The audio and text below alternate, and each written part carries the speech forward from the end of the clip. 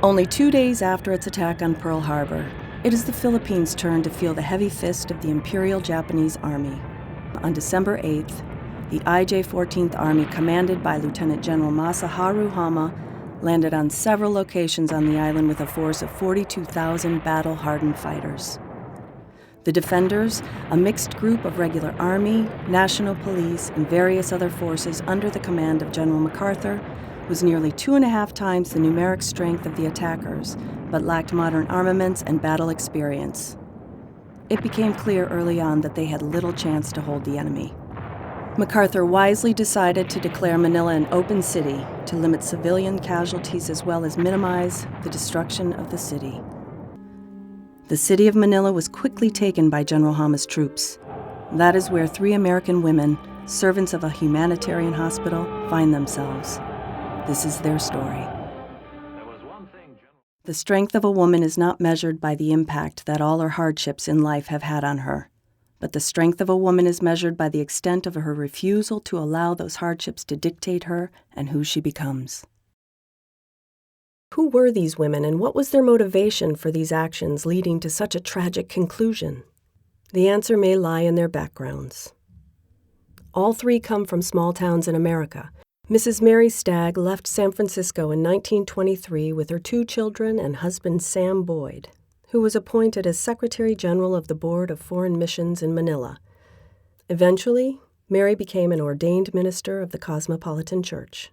Hawthorne Darby studied medicine and became a doctor specializing in obstetrics and pediatrics.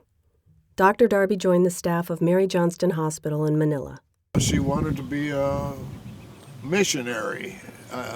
She always thought that would be her. That was her calling, to go over and help save the poor or heal the poor or whatever in some form. So she ended up in the Philippines. Dr. Darby traveled to the Philippines in 1925 together with Helen Wilk, a missionary who had once said, "History is in the making, and I want to be there." In the capital, Manila, 3 American women, administration staff of a cooperative maternity hospital, were suddenly entrapped by events and found themselves living in enemy territory. My father told the Dr. Darby and Miss Wilk to hide, but they didn't like to hide. Hawthorne decided to stay with 2 other and doctors. Dr. Darby and Miss Wilk were very instrumental in helping guerrillas who have been hurt, and they were cured there at Emmanuel Hospital and even hidden from the Japanese.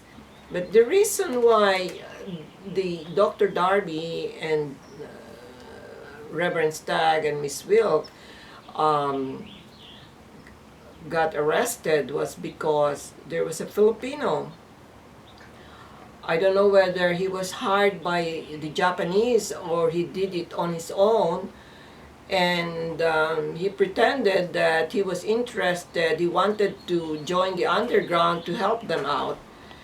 And being such trusting people, considering that they were missionaries, they befriended primarily or initially Miss Helen Wilk. And that's how, the Japanese learned of their activities. Placed them in the Fort Santiago. Then from there, they put them in the Bilibid prison. Well, we'd get the occasional letter from her. They were few and far between, but once in a while the Japanese would allow her to send a letter out, and she'd write and say things were not too good, but they were getting along and they had strong faith. She and the 2 or 3 women that were with her. The Japanese occupiers were harsh masters, and any infraction against their rules would result in severe penalties, generally long imprisonment or death. Mrs. Stagg, when she was being interrogated and tortured so that she would divulge the names of the other underground people, she would only respond God is my refuge and my strength. Who should I fear? It seemed like the Japanese would have released her, but then she was asked this question if she was willing to stop what she was doing if they would release her. Dr. Darby said, "No, I will continue to do the same. I have lived my life very well. I would fight the good fight." And so, you know, that actually sealed her fate. On August 28, 1944, the 3 U.S. humanitarians and 29 others were beheaded. We got a lot of notification from people we didn't even know that they were concerned that she had been beheaded and that the Japanese could be so cruel. Self-sacrificing people, and I really look up to them. You know, and and sometimes I feel like, you know, I was named after this great woman, and what have I done, you know, to deserve being named after her?